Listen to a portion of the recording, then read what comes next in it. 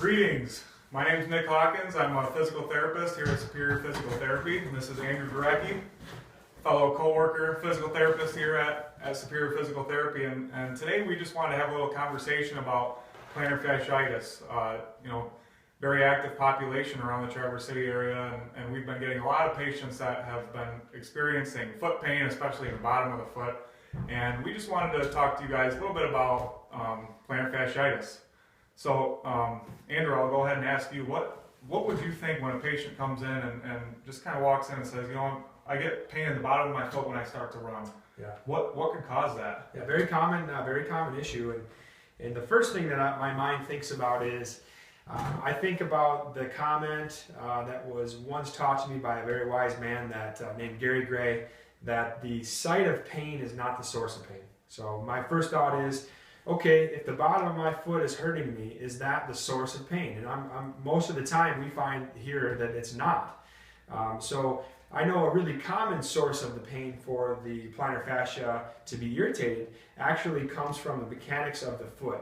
And so hopefully you guys can see this here, but we know that when the foot hits the ground, gravity creates this reaction where our arch flattens out, which is a good thing. It's called pronation, and it oftentimes gets a bad rap from a lot of people. They think that's a bad motion, and it can be a bad motion if we have too much or too little.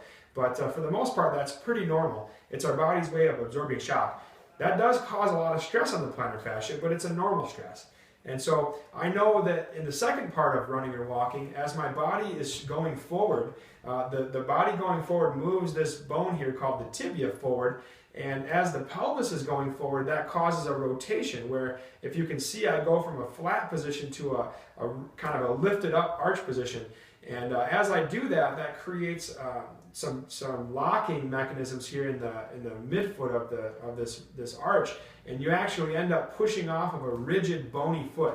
Now, if I don't have that reaction, you can see that that's nice and rigid, but if I am nice and flat here and I push off, I'm going to have a lot of stress on the plantar fascia. So the first thing I'm going to look at, Nick, is I'm going to look at how much I can get that ankle to actually go into what's called supination. And I know that motion is going to be created by a lot of things, but the first area is going to be this ankle joint. Do I have enough dorsiflexion and inversion? And the second element I'm going to do is look up at the hip, and I'm going to figure out, is that pelvis rotating the right way? The last thing I'm going to do, or the thing I'm not going to do actually, is I'm not going to mess with this plantar fascia. I'm not going to rub it, I'm not going to stretch it, I'm not going to heat it up, cool it down, because that's an irritated structure that needs to essentially have an environment of healing. And that's the key there. So the site of pain is not the source of pain. So that's an interesting point you make, because a lot of times when we are experiencing symptoms in a certain area, we want to look at just right at that area.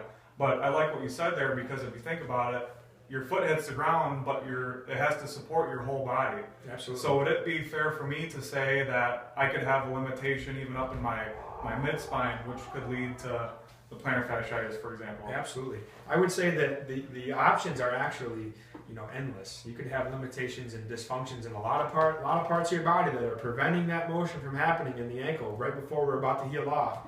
And that's what makes it very difficult. It's also what makes it really important for you to come in as a patient and get assessed from a whole body perspective.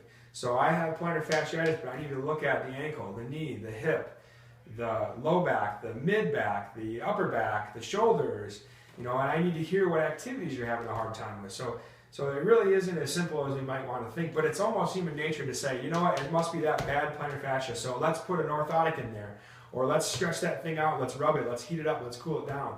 It's almost human nature to assume that that is the problem. Sometimes even people get surgeries or injections, and we see that fail many, many times. Yeah, well, that sounds great. What do you think about going out to the gym and kind of putting this together with a couple exercises? I think that's a great idea. Cool.